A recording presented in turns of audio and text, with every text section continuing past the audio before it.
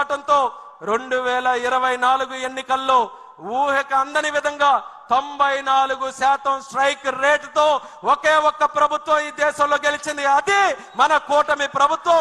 దానికి కార్యకర్తలకి, పైనున్నటువంటి నాయకులకి, అందరికీ కూడా ఎన్నో కేసులు పెట్టుకొని, కుటుంబాలను పోగొట్టుకొని, ఎన్నో త్యాగాలు చేసినటువంటి ప్రతి ఒక్కరికి కూడా ఈ మహానాడు వేదిక ద్వారా అందరికీ పాదాభివందనం తెలుగుదేశం పార్టీ కుటుంబ సభ్యులందరికీ కూడా తెలియజేసుకుంటున్నాం.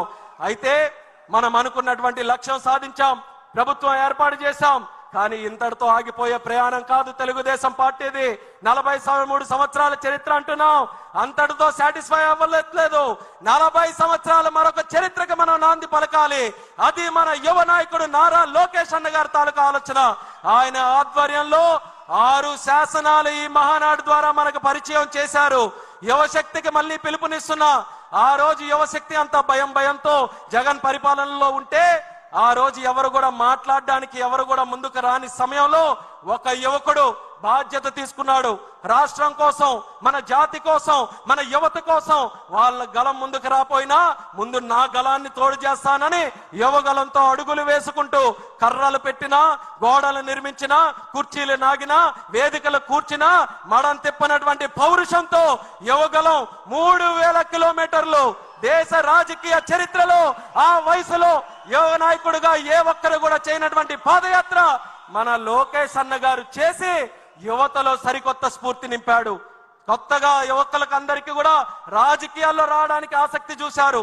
యువగలం చూస్తే తెలియనటువంటి ఒక స్ఫూర్తి, మేము కూడా రాజకీయాల్లోకి రావాలి, తప్పు మీద మేము ప్రశ్నించాలి అన్న లోకేష్ అన్న గారితో మేము కూడా నడవాలని ఆయనతో పాటు సంకల్పం జోడించి అన్నగారి యువగలం యాత్ర చరిత్ర తిరగ రాసే యాత్రగా యువకులందరూ కూడా ముందుకు వచ్చి నడిపించారు. అటువంటి నాయకుడు, యువ నాయకుడు ఈరోజు ప్రజలు నచ్చినటువంటి నాయకుడిగా ఎదిగాడు, ప్రధాని మెచ్చినటువంటి నాయకుడిగా ఎదిగాడు మన నారా లోకేష్ గారు. ఆయన దగ్గర పనిచేయడం నాకు ఎంతో గర్వంగా ఉందనేది కూడా తెలియజేస్తున్నాను.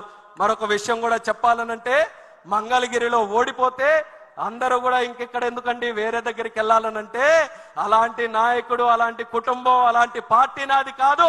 ఎక్కడ ఓడిపోయానో అక్కడే వడ్డీతో సహా ఓట్లేయించి గెలిపిస్తానని 91,413 ఓట్లతో అజారిటీ సాధించి గెలిచినటువంటి యువ నాయకుడు మన లోకేష్ అన్న గారని ఈ సందర్భంగా తెలియజేస్తూ, ఆయన యువగలంతో ఏ స్ఫూర్తినైతే అందించాడో పార్టీకి గాని, ఆ స్ఫూర్తితో మన చంద్రబాబు నాయుడు గారు కూడా ఈ ఎంతో మంది 60 మందికి పైగా యువకుల్ని ఈరోజు ఎమ్మెల్యేలుగా తయారు చేశారు. ఎంతో కాలం నుంచి చూస్తున్న యువకులు ఎప్పుడు వస్తారని లోకేష్ అన్న గారి తాలూకు అడుగులతో పార్టీలో కూడా ఈరోజు యువత పెద్ద ఎత్తున, దేశం పార్లమెంటులో తెలుగుదేశం పార్టీ 16 మంది ఎంపీలు, అన్నిటికంటే చిన్న వయసులో ఉన్నటువంటి party, youngest party in parliament మన తెలుగుదేశం పార్టీ అని కూడా తెలియజేస్తున్నాను. పెద్ద పెద్ద పార్టీలు ఆలోచిస్తున్నాయి యువతను ఎలా తీసుకొని రావాలని.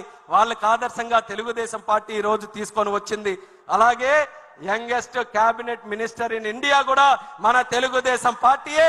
ఆ ఘనత చంద్రబాబు నాయుడు గారి ఆశీర్వాదంతో ఈ రోజు చిన్న వయసులో ఉన్నటువంటి నాకు వచ్చినందుకు ఆయనకి హృదయపూర్వకమైనటువంటి ధన్యవాదాలు తెలియజేస్తున్నాను. 12 సంవత్సరాల క్రితం 2013లో హైదరాబాద్ లో మహానాడు జరిగితే తెలిసి తెలియని వయసులో ఇదే వేదిక మీద మాట్లాడి చంద్రబాబు నాయుడు గారి తాలూకు ఆశీస్సులు పొందితే 12 సంవత్సరాల తర్వాత ఒక యువకుడిగా కేంద్ర మంత్రి చేశాడనంటే ఆ ఆలోచన చంద్రబాబు నాయుడు గారిది అనేది మళ్ళీ తెలియజేసుకుంటూ, ఇది కేవలం మంత్రుల వరకు, ఎమ్మెల్యేల వరకు మిగిలిపోకూడదు. కార్యకర్తల స్థాయి నుంచి, ప్రజల స్థాయి నుంచి యువత ముందుకు రావాలి.